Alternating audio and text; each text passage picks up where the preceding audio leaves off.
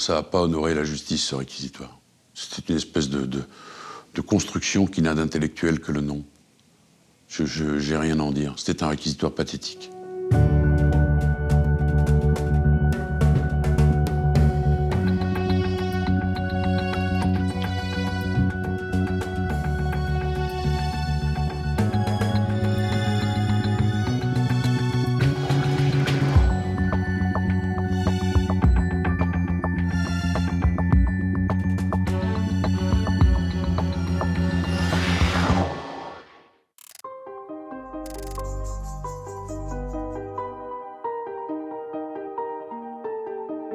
Pierre Leschiera, un jeune homme qui avait un rêve, celui d'être berger, le berger d'un petit village de l'arrière-pays niçois, Castellar.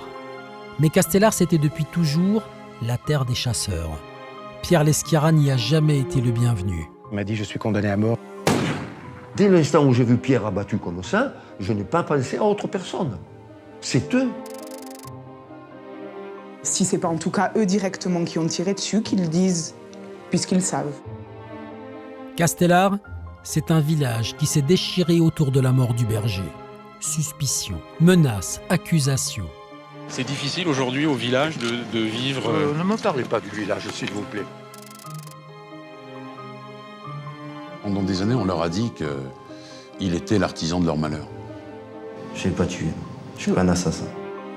Castellar, c'est aujourd'hui le nom d'une des plus grandes énigmes judiciaires françaises. Il n'y a rien de pire pour une victime de se dire que la justice n'est pas passée. Avec Imen Gouali, nous avons décidé de retrouver les protagonistes de cette affaire et d'analyser avec eux les conséquences et les répercussions de ce dossier hors norme. Jérôme Vérando et son oncle Alain répondent ensemble aujourd'hui devant la cour d'assises d'appel des Bouches-du-Rhône du meurtre de Pierre Leschiera, berger à Castellar. Tout commence le 17 août 1991. Il est 6 heures du matin lorsque Pierre Leschiera quitte sa maison de Castellar. Il va rejoindre à moto son troupeau dans la montagne. Dans un virage, Pierre Leschiera ralentit quand soudain, le berger reçoit 2 coups de chevrotine dans le dos avant d'être achevé d'un tir en plein visage. Il avait 33 ans. Prévenu par les gendarmes, Francis, son père, arrive quelques minutes plus tard sur les lieux du drame. Il avait des impacts dans le dos et tout, bon, et la tête complètement éclatée. Papa, dans la douleur, pris par la douleur, a essayé de ramasser lui-même les restes, a essayé de rassembler les restes de crâne et de cerveau de son propre fils.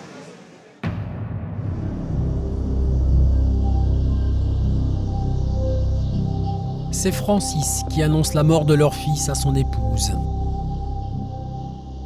Il rentre, il était raide, comme un i. Il s'approche de moi, j'étais près du téléphone, il m'enlève les lunettes et il me dit « On nous a tué le petit ». Immédiatement, tout Castellar sait que le berger est mort. Le village bascule dans le drame. Pour la famille Leschiera, il n'y a aucun doute. Pierre est tombé dans un guet-apens, victime de l'éternelle rancœur qui l'opposait aux chasseurs. La presse adopte cette hypothèse et évoque tout de suite un règlement de compte. Au village, tout le monde est choqué, mais pas vraiment surpris. On le sent cette haine Il serait venu un autre étranger, peut-être ça aurait marché mieux. Mais. Et vous pensez qu'on peut arriver jusqu'au crime, non? La preuve était là, mon brave. Chose qu'on s'imagine, une chose pareille. Je suis même étonnée qu'ils ne soient pas arrivés avant, moi. Pierre Leschiera avait toujours rêvé d'être le berger de Castellar. Ce village adoré où il passait toutes ses vacances. Après le lycée agricole d'Antibes, il est parti 2 ans en Afrique avant de revenir à Castellar. Il était persuadé que sa vie avait un sens, qu'il avait quelque chose à faire par rapport à Castellar, par rapport à l'Occitanie, par rapport à tout ça. Passionné, Pierre Leschiera avait même appris l'occitan, qu'il ne pouvait pourtant parler qu'avec les anciens du pays. Le maire et les conseillers m'ont dit que l'agriculture c'est fini. Voilà, alors, avec des raisonnements comme ça, on ne peut pas en aller. Et puis d'un autre côté, bon, des jeunes, il n'y a plus qui veulent s'acheter ici en campagne, avec un pays qui est trop difficile pour travailler. Hein. Pierre Leschiera installe sa bergerie à Castellar en 1983. Dès le début, une partie du village ne l'apprécie pas. Il y avait un domaine qui était le domaine des chasseurs et le domaine également du berger. C'était ça le problème. Rapidement, les incidents se multiplient entre les chasseurs et lui. Durite d'essence coupée, pneus crevés, abreuvoir percé, tuyaux d'alimentation aux abreuvoirs coupés en petits morceaux de 50 cm. Si l'enfer existe, nous l'avons vécu pendant les 8 années qui ont précédé la mort de Pierre. Malgré tout, le berger s'obstine. Il a bien l'intention de rester toute l'année sur la montagne, y compris pendant la période de chasse. Du jamais vu à Castellar. Il savait ce qu'il voulait. Et pour lui, être homme, c'était pouvoir s'expliquer, mais ne pas courber les chines. De leur côté, les chasseurs, emmenés par leur leader Alain Vérando, sont furieux. Pas question que le jeune berger vienne gâcher leur plaisir. Dans le village, l'ambiance est délétère. Des chèvres du berger sont tuées, ses brebis sont attaquées par des chiens de chasse. Et ça s'envenime. Car pour rejoindre sa bergerie, Pierre Leschiera passe devant la maison des Vérando avec sa moto. Il s'est arrêté, il accélérait sa moto pour le chien qui s'est fait, il aboyait. Nous, on était en train de boire l'apéritif, et puis alors, ma belle-sœur, malheureusement, elle est morte. Elle est sortie, oh, c'est encore Francis, il fait toujours aboyer le chien, il excite le chien. Alain Vérando avait une fourche crochue, vous savez, les fourches à fumier. Il a essayé d'en donner un coup au père à Pierre, il a un peu touché la jambe. Donc, du coup, le père à Pierre lui a donné un coup de poing. Et finalement, allez, on revient avec une barre de fer. Bon, et puis, dans la confusion, j'ai ramassé un coup de barre de fer, il m'a fendu toute l'arcade sourcilière. C'était sur le coup de colère. Coup de colère, parce que c'était agressif, c'est spontané, je veux dire. Voilà, c'est spontané. Francis Leschiera porte plainte. Alain Vérando est condamné à 15 jours de prison avec sursis. Le maire est au courant de ces tensions, mais n'intervient pas. Les chasseurs sont aussi des électeurs.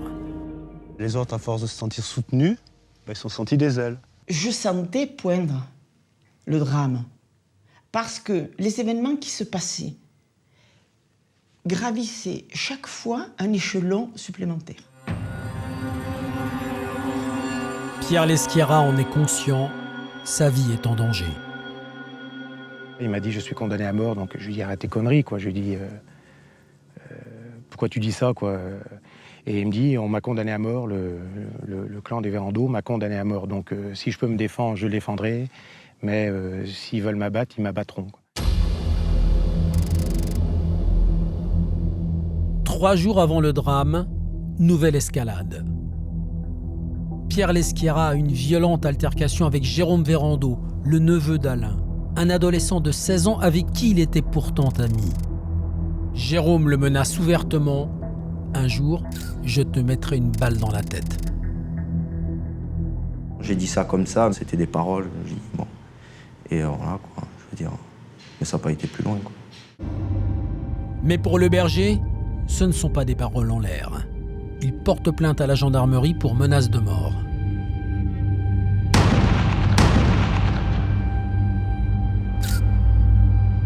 Sur les lieux du crime, Francis Leschiera dans ce climat extrêmement tendu, désigne sans hésiter 6 suspects. 4 sont de la famille Vérando, 2 des amis du clan. Dès l'instant où j'ai vu Pierre abattu comme ça, je n'ai pas pensé à autre personne. C'est eux.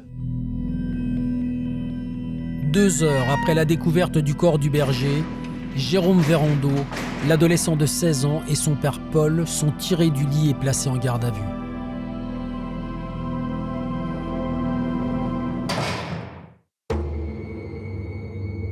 Les suspects ont un alibi. La veille du crime, ils ont organisé une fête qui s'est achevée à 5 heures du matin. Leurs compagnes jurent qu'ensuite le père et le fils sont allés se coucher et qu'aucun d'eux n'a bougé. Le matin des faits, je veux dire, j'étais au lit avec ma concubine, quoi. Je veux dire, je ne me suis pas inquiété du tout. J'ai passé la nuit chez moi, dans le lit, et j'ai été réveillé le matin par les gendarmes, je veux dire. Après avoir pris soin de faire des relevés de poudre sur les suspects, les enquêteurs relâchent Jérôme et Paul Vérando. Parmi les autres noms donnés par Francis Leschiera, il y a Alain Vérando, l'oncle de Jérôme, le leader du clan des chasseurs. Il est à son tour placé en garde à vue. Ça, c'est un tort qu'ils ont eu les gendarmes, que je leur reproche d'ailleurs. C'est d'avoir écouté M. Leschiera, c'est lui qui a diligenté l'enquête. M. Leschiera a dit « j'ai 6 noms à vous donner, allez hop, on va attraper les 6 noms, la nacelle est finie et vous avez l'assassin ». Alain Vérando explique que la veille du crime, il a quitté la fête organisée chez son frère Paul vers 3 heures du matin. Il est allé se coucher et se serait levé à 7h moins 10. Sa compagne qui dormait ne l'a pas entendu. Il aurait ensuite apporté du café à ses parents à l'étage, mais ils ne s'en souviennent pas. L'alibi est fragile. Malgré tout, Alain Vérando est remis en liberté.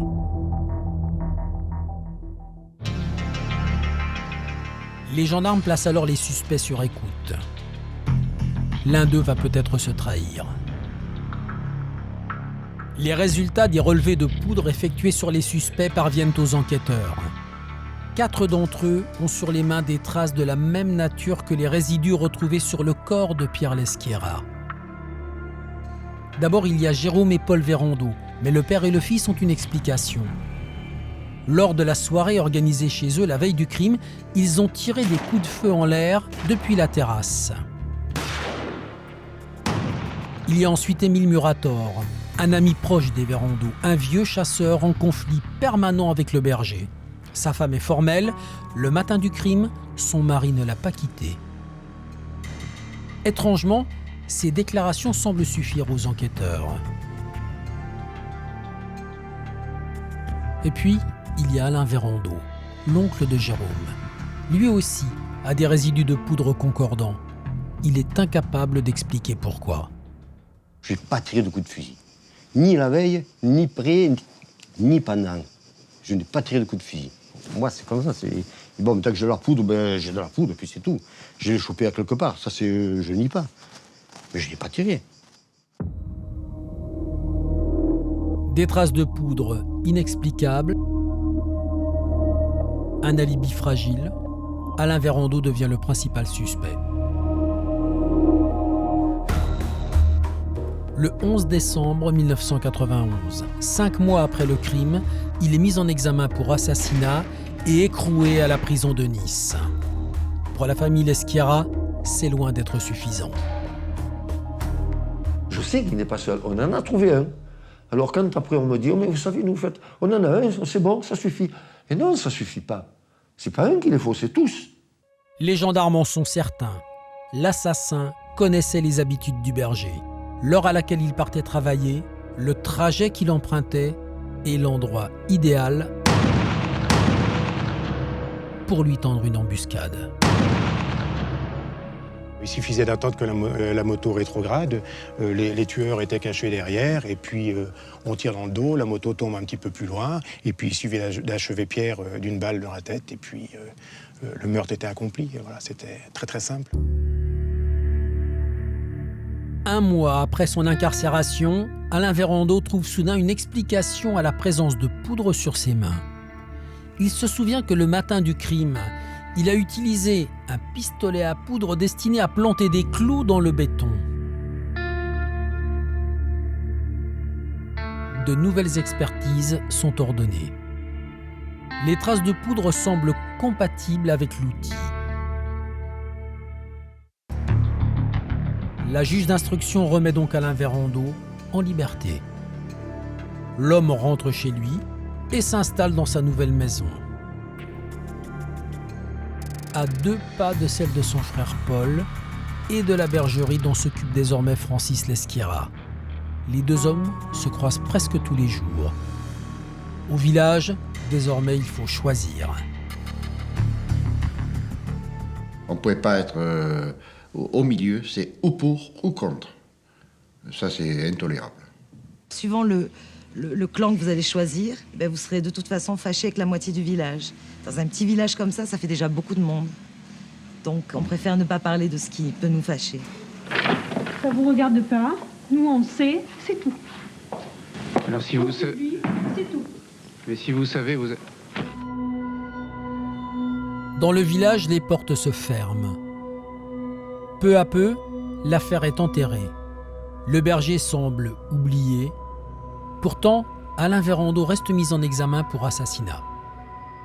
Non, c'était pas fini. Parce que bon, c'est vrai qu'on était tranquille, on sort, mais il y avait quand même toujours dire tiens, demain, on voyait les gendarmes par exemple arriver, il y a quelque chose.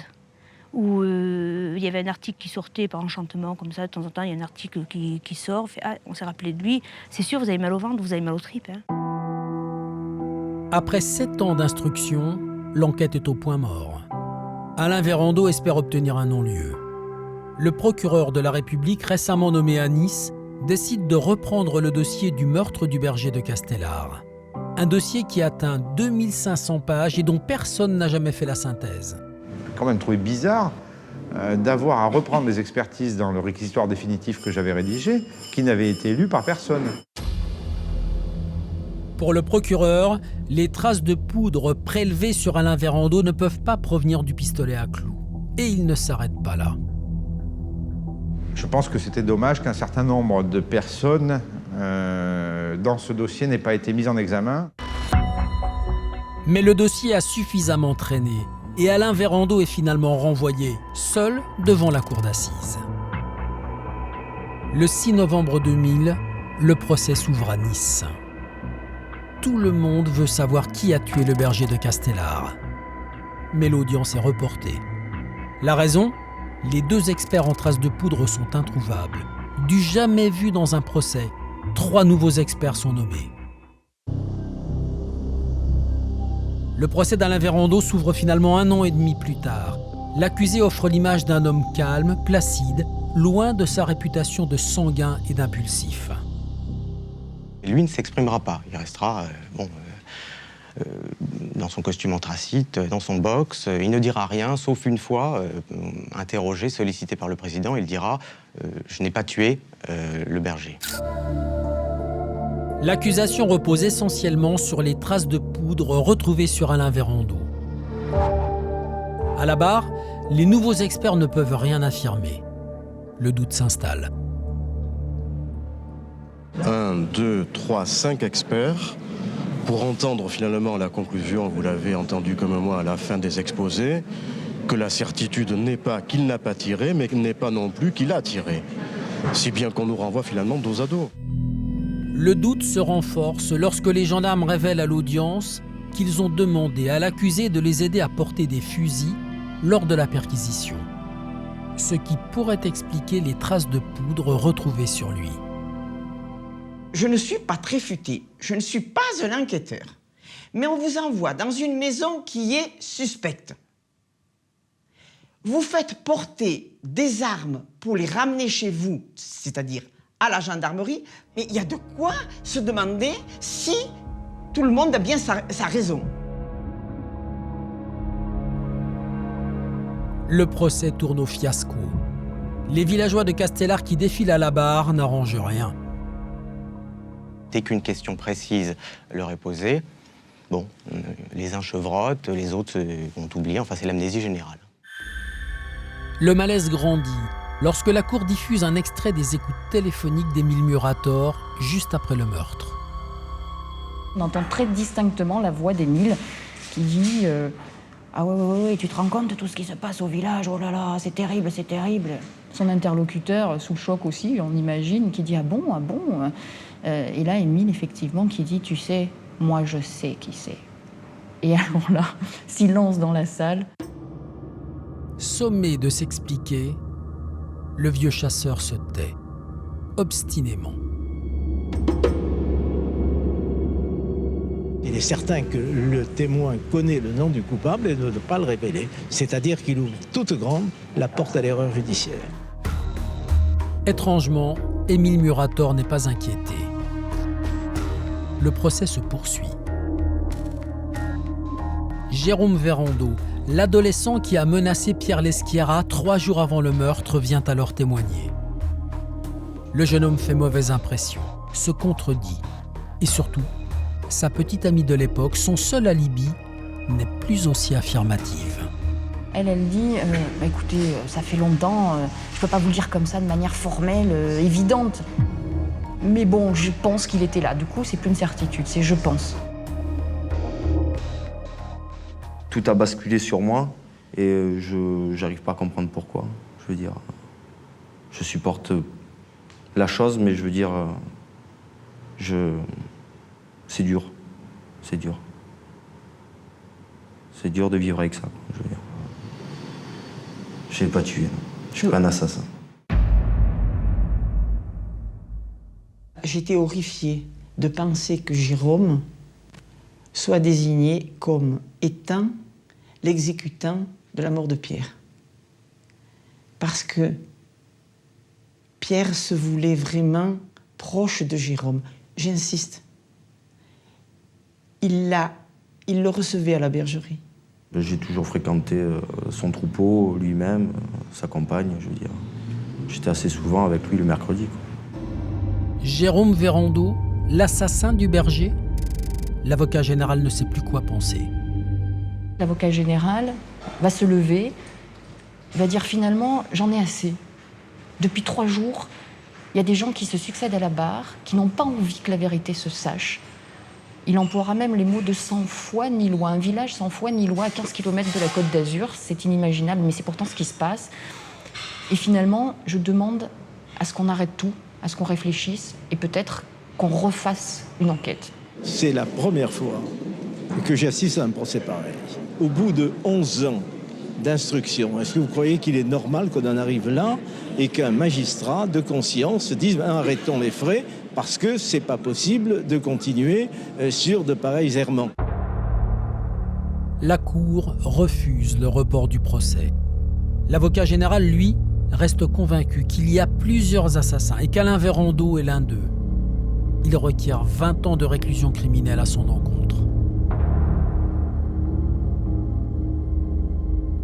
21h, Laure, la fille de Pierre Leschiera, assassinée il y a 11 ans à la carabine dans son village, sort en larmes des assises des Alpes-Maritimes. Les jurés viennent d'acquitter l'accusé. Je n'ai pas compris. Laure s'est mise à pleurer, elle dit mais c'est pas vrai, mais c'est une mascarade, c'est une mascarade. Et je répétais à mon mari, mais et quoi? Qu'est-ce qu'ils ont dit? Je n'entendais plus. Comment vous allez vivre au village maintenant? On se le demande, mais en tout cas je ne partirai pas du village. Ils ne me feront pas partir. C'est le bonheur. C'est-à-dire que j'étais libre. Alain Verrando acquitté. Les montagnes de Castellar gardent le mystère du meurtre du jeune berger.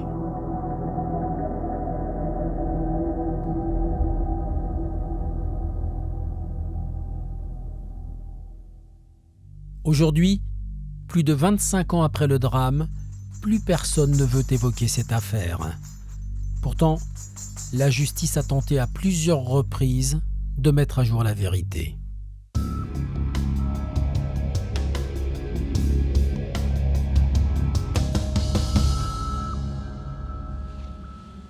Maître Baudou, comment réagit votre client Alain Verrando quand le parquet fait appel de la décision d'acquittement. L'attitude d'Alain Vérandeau à ce moment-là, c'est une attitude de soumission. Que peut-il y faire ? Donc en attendant ce nouveau procès, sa vie continue dans le village. Et comment vit-il avec cette épée de Damoclès au-dessus de la tête ? Il essaie de mener une vie normale. Mais il faut une force de caractère extraordinaire. Et c'est vrai que je me souviens de moments d'abattement qui se concrétisaient par cette formule. Mais quand est-ce que tout cela va finir ?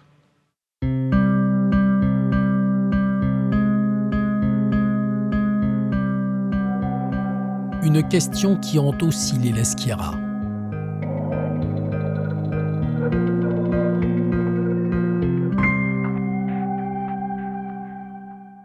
Maître Collard, le parquet fait appel de l'acquittement d'Alain Vérandeau.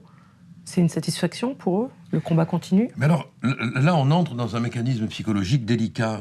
Dans la tête des parents de la victime, cela accrédite l'idée que le premier verdict a été un verdict injuste. La famille Leschiera rentre chez elle, à Castellar.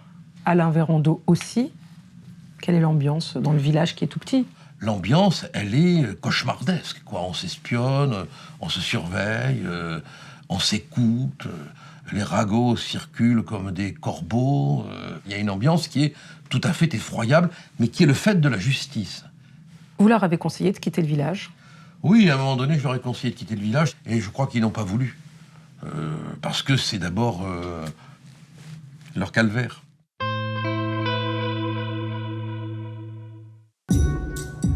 Le 28 mai 2002, un mois après l'acquittement d'Alain Vérandeau, le parquet ouvre une information judiciaire pour assassinat et complicité d'assassinat contre Jérôme Vérandeau. Ses explications embrouillées et contradictoires lors du procès de son oncle font de lui un coupable potentiel. Maître Ginès, votre client Jérôme Vérandeau est de nouveau interrogé. Comment ça se passe ?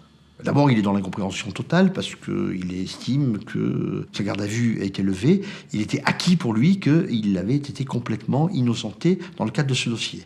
Donc il va revenir presque 12 à 13 ans plus tard devant un magistrat qui va l'interroger sur des faits remontant à 13 ans en arrière. Quels sont ses arguments? Qu'est-ce qu'il dit? Ses arguments, c'est toujours les mêmes depuis le début, c'est qu'il est mathématiquement impossible qu'il soit l'auteur des faits, puisqu'il a 3 témoins qui l'ont vu à l'heure où Pierre Leschiera a été assassiné, chez lui, en train de dormir dans son lit. Dont sa petite amie de l'époque, Linda, qu'il n'a plus revue, et qui était formelle, en tout cas, quand elle a été interrogée en 1991. Mais il a tout de même des résidus de poudre sur les mains. La difficulté est là. Jérôme, il dit simplement « J'étais sur la terrasse quand mon père et son ami ont tiré des coups de fusil, et j'ai voulu tirer, j'ai pris l'arme dans les mains, il n'y avait plus de cartouches. » C'est son explication. Par contre, ce qui est sûr, selon le magistrat instructeur, c'est que la veille des faits, la veille de la mort de Pierre Leschiera, Jérôme Vérandeau a menacé Pierre Leschiera. Il considère qu'il y a des charges suffisantes. Le 20 janvier 2004, votre client Jérôme est mis en examen pour assassinat, complicité d'assassinat. Comment est-ce qu'il a réagi? Je pense que pour la première fois, Jérôme s'inquiète. Parce que la machine judiciaire est en marche et que le magistrat instructeur n'attache finalement aucune importance à ce qui se passe le jour des faits. C'est pour le moins paradoxal. Malgré les charges qui pèsent contre lui, Jérôme Vérandeau reste libre, sous contrôle judiciaire. Le clan des Vérandeau, jusqu'ici soudé, vole en éclats. La famille s'est déchirée, et puis il fait des choses comme ça. Hein. Je peux plus les voir, moi. Je peux plus les voir. C'est quoi votre conviction? La conviction que mon frère est dedans et que d'autres. Oui. Paul, le père de Jérôme, accuse maintenant ouvertement son frère Alain d'être l'auteur du meurtre. Un témoin de premier plan disparaît, Émile Murator, l'ami des Vérandeau qui avait déclaré connaître le vrai coupable, emporte son secret avec lui en juillet 2002. Jérôme Vérandeau, qui n'avait que 16 ans au moment du crime, est renvoyé devant la cour d'assises des mineurs des Alpes-Maritimes.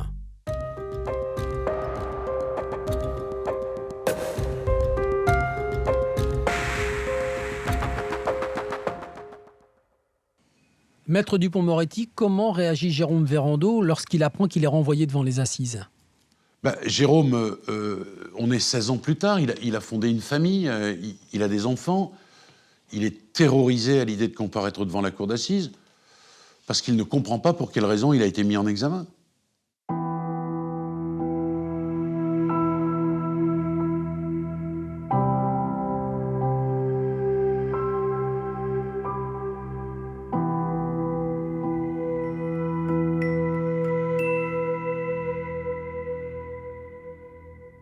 Maître Martial, les charges contre Jérôme Vérando sont relativement faibles. Comment appréhendez-vous ce procès? Connaissant les profonds abîmes de ce dossier, je me dis, attention, le procès, il va être très dur contre quelqu'un qui est mineur au moment des faits, qui a peut-être grandi, mais qui est mineur. Vous faites part de vos doutes à la famille de Pierre avant le procès? On en discute avec la famille Leschiera.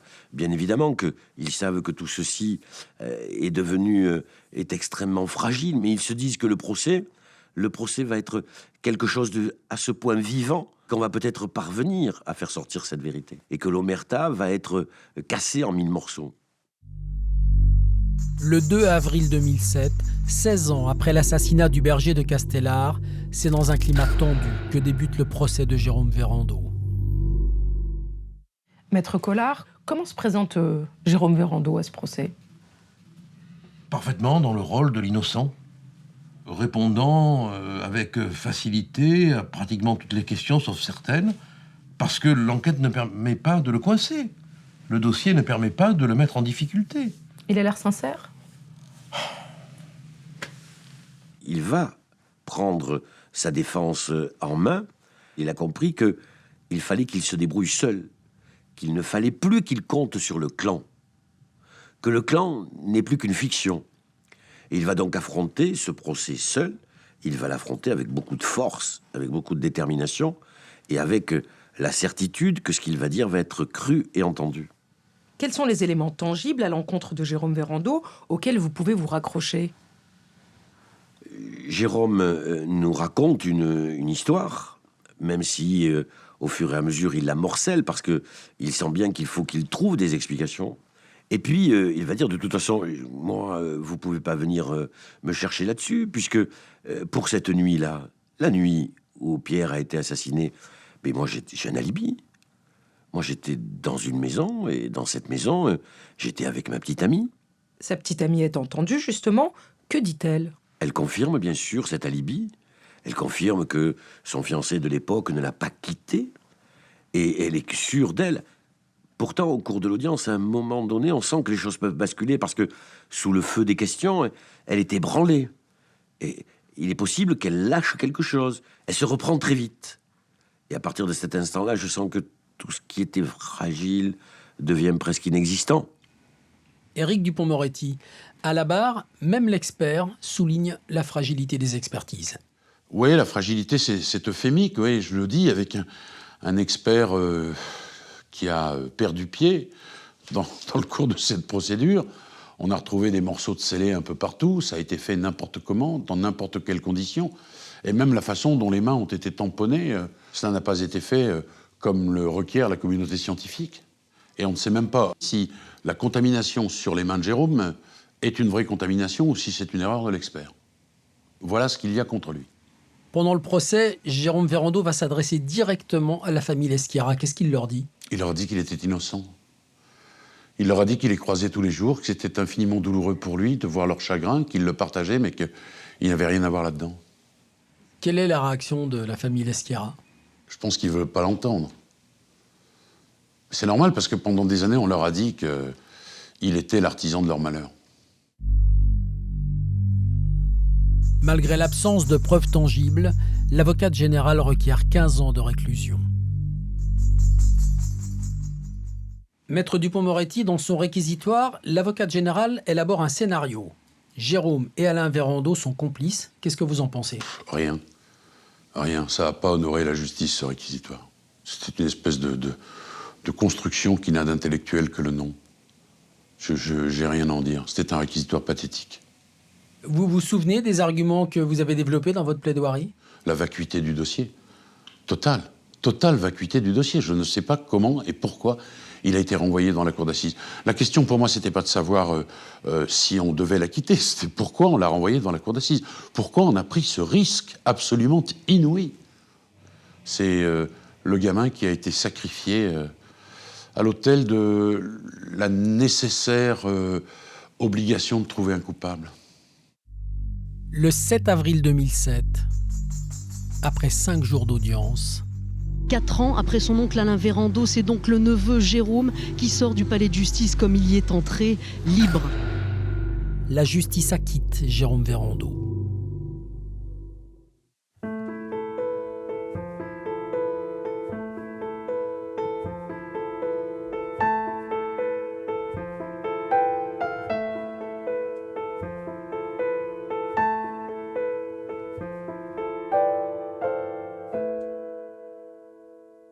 Christian Lebozec, quand Jérôme est acquitté, comment vous réagissez? Ça m'a énervé, bien sûr, quoi. C'est pas de la haine, quoi, mais je dis merde, j'ai plus de haine à l'encontre du système judiciaire qui a fait qu'on a pu aboutir à de telles énormités sur le plan enquête et ainsi de suite. Profond sentiment d'injustice parce que toujours autant persuadé de la culpabilité de Jérôme. Terriblement déçu par la justice. Je crois qu'ils n'en finissent plus de dégringoler la montagne. Il n'y a plus rien qui leur permette de s'accrocher. Et ils vont rester avec leurs interrogations, et bien évidemment avec leur colère, avec leur rage, et avec leur désespoir. Jérôme acquitté, c'est une victoire ou un soulagement pour lui? Il s'effondre en larmes, et sa première réaction, c'est de remercier et d'embrasser ses avocats. On a tous les larmes aux yeux, parce qu'on pense que c'est enfin fini.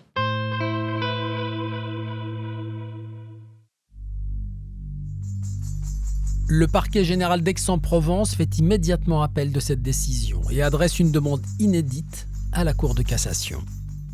Pour que la vérité soit établie, la justice considère qu'il faut que les deux suspects, Alain et Jérôme Vérando, puissent être rejugés en même temps. Une requête acceptée. Maître Martial, que pensez-vous de cette décision? Elle est ubuesque parce qu'on ne peut pas réunir dans une même salle, dans une même enceinte, sous un même régime, et un mineur et un majeur. C'est complètement loufoque. C'est la construction d'une espèce de combat que l'on attendait titanesque entre l'oncle et le neveu. Et pour faire ce duel judiciaire, on s'est affranchi de toutes les règles. On a joint une affaire majeure avec une affaire mineure, ce qui ne peut pas se faire, parce que les règles sont différentes. Pour les Leschiara et leurs amis, c'est un nouvel espoir de confondre le ou les assassins de leur fils. Ce procès en appel avec les deux accusés, cette fois-ci dans le box, en même temps, vous en espérez quoi? On espère que la vérité éclate depuis le temps, mais en sachant très bien que, malgré tout, on n'y croit pas, quoi. Vous n'y croyez pas? Non. Je vois pas pourquoi ça aurait abouti finalement cette fois-là, alors que les fois précédentes... Mais là, ils sont tous les deux dans le box. Oui, tous les deux. On s'est dit quand même... Peut-être que l'un peut craquer. Oui, mais connaissant leur fonctionnement aussi, si chacun veut sauver sa peau d'un côté comme de l'autre, ils vont forcément se rabibocher, et puis il y aura forcément acquittement au bénéfice du doute. Le procès en appel d'Alain et Jérôme Vérando débute en novembre 2008 à Aix-en-Provence. Je vous ai dit que j'étais innocent.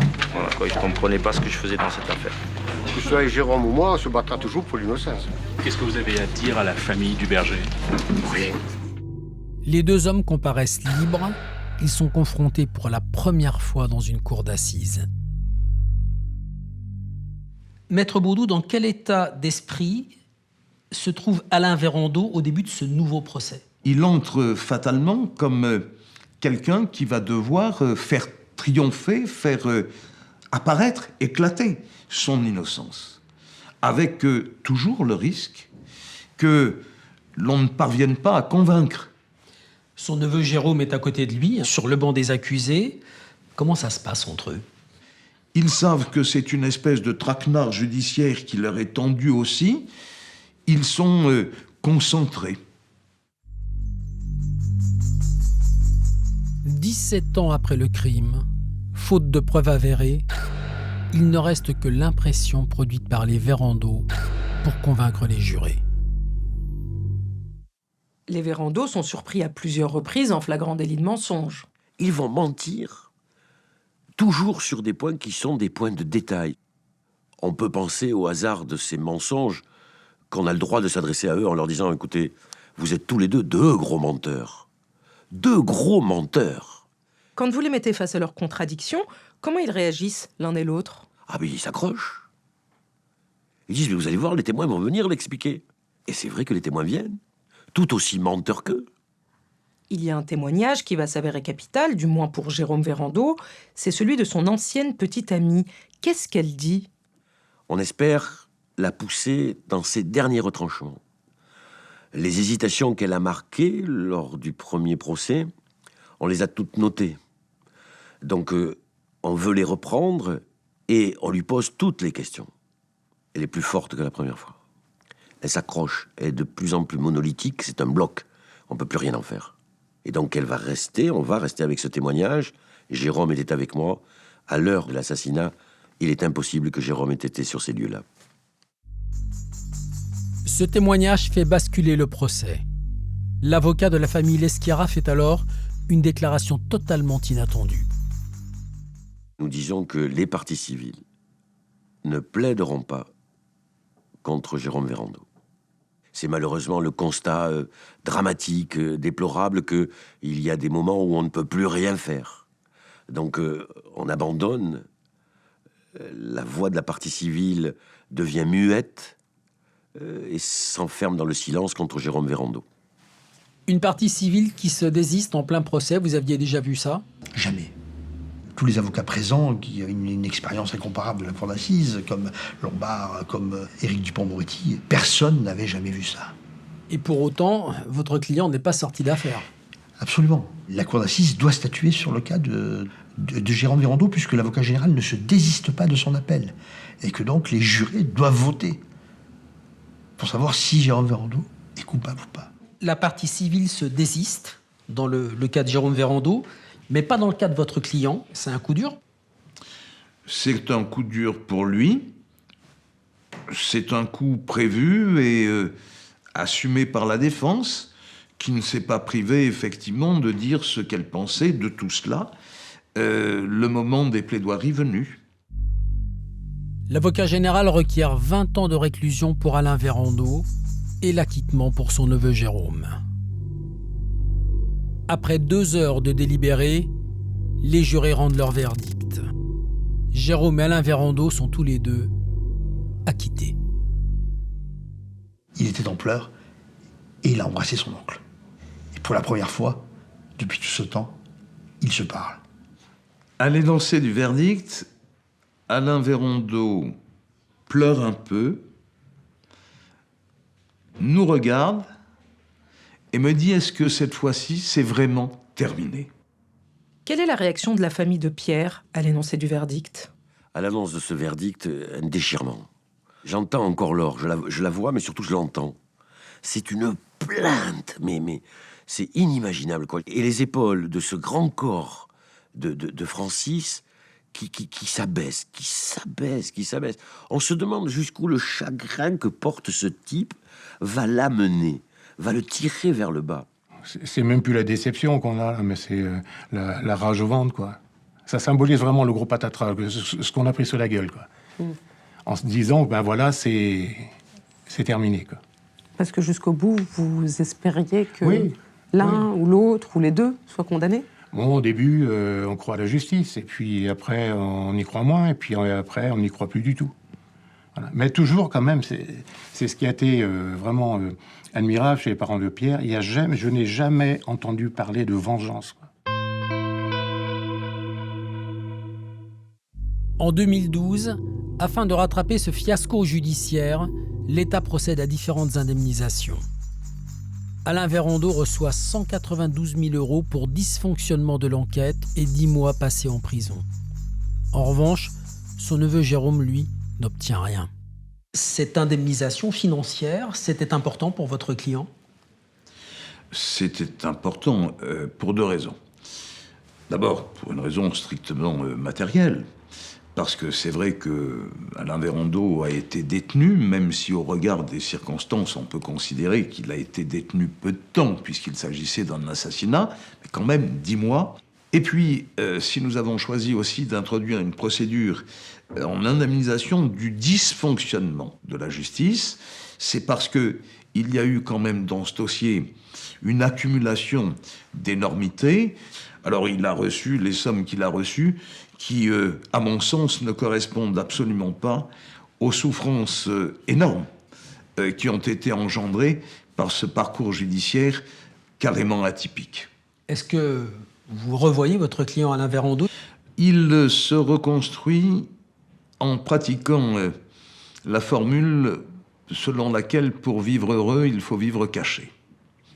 Il reste à Castellar, il sort le moins possible, il évite toujours la famille Leschiera, il ne veut plus entendre parler de ces années de souffrance et de ce parcours, de ce chemin de croix. Il en veut à quelqu'un? Je crois qu'il en veut peut-être un peu à un système qui est le système judiciaire, qui quelquefois fait peu de cas de l'humain. Jérôme Vérandaux n'a absolument rien touché de la part de l'État français. Il a demandé? Non, il n'a pas demandé. Il n'a pas effectué un seul jour de détention provisoire. Et la loi ne prévoit qu'on n'est indemnisé que pour les détentions qu'on a effectuées. Il aurait pu attaquer l'État français pour dysfonctionnement, en indiquant que son procès avait duré trop longtemps, mais il n'a pas souhaité le faire. Il a simplement voulu récupérer ses fusils de chasse. On lui a refusé. Maître Dupond-Moretti, que fait Jérôme Vérandaux à l'issue de ce procès? Jérôme, il avait une vie parfaitement organisée. Il avait une famille, une femme, des enfants, un travail. Donc il s'est à nouveau occupé de sa femme, de ses enfants et de son travail. Voilà, c'est une parenthèse terrible, maléfique, insupportable, mais qu'il a traversée. Et puis il a toujours été entouré aussi par sa famille proche, qu'il n'a jamais abandonné. Et puis il a repris le cours ordinaire de sa vie. Mais évidemment, tout ça, ça laisse des traces, bien sûr.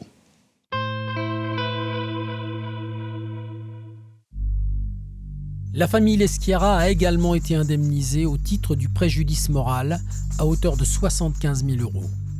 Mais les proches du berger veulent aller plus loin.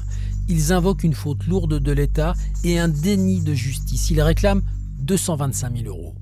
Maître Collard, la famille Leschiera intente une action en justice contre l'État. Sur quels éléments? Sur tous les éléments du dossier qui démontraient que le travail n'avait pas été fait par la justice. Mais on pomme les scellés, on se trompe dans la numérotation, on a un expert qui finit avec un entonnoir et des menottes, on a un procureur qui vient avec du retard, et puis qui est remplacé. Moi, j'ai envie un jour de faire un livre sur ce dossier, parce que on nous serine avec l'indépendance de la justice, mais son efficacité, quand même, c'est une question qu'on peut se poser aussi. Comment la famille réagit lorsque le tribunal de Paris rejette sa demande? Il savait que ça serait difficile pour la justice de reconnaître ses erreurs, hein, parce que là, quand même, là, c'est pas la petite erreur, quoi. C'était vraiment le cumul, bon. Et ça fait partie, vous savez, ça fait partie du total écœurement, voilà.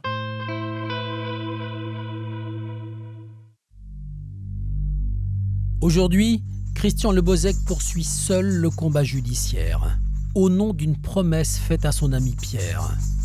Il estime que certains éléments du dossier n'ont jamais été exploités pour connaître la vérité. La moto de Pierre n'a pas été expertisée, la parka qu'il portait n'a pas été expertisée, ça valait le coup. Ça valait le coup parce que j'imagine avec tout la rage qu'ils avaient à l'attendre, à l'abattre, ils ont très bien pu lui cracher dessus lorsqu'il était à terre. Et puis il y a un fusil calibre 16 qui a été trouvé dans le village ou dans les parages, mais suffisamment. Depuis, ça fait 3-4 ans. Donc il y a des choses qu'on peut retrouver. Et tout ça, c'est au labo là, à Marseille, quoi. L'affaire pourrait être définitivement close en 2018 à cause du délai de prescription. Le meurtre de Pierre Leschiera resterait alors à jamais impuni. Aujourd'hui, les Leschiera ne veulent plus s'exprimer publiquement sur cette affaire. Pour quelle raison? Ils préfèrent échanger entre eux, partager le souvenir d'un garçon brillant, juché sur sa moto, partant conquérir les flancs de la montagne avec son beau troupeau, trônant au milieu de ce troupeau, et puis qu'on leur foute la paix. Ils ne croient plus en la justice, aujourd'hui? La justice? Ils ne veulent plus y participer de quelque manière que ce soit. Ils ont toujours l'impression d'avoir été considérés comme des figurants. Ils sont des figurants, ils sortent du champ de la caméra, ils sortent du théâtre, ils sont derrière les coulisses. Top, terminé, silence.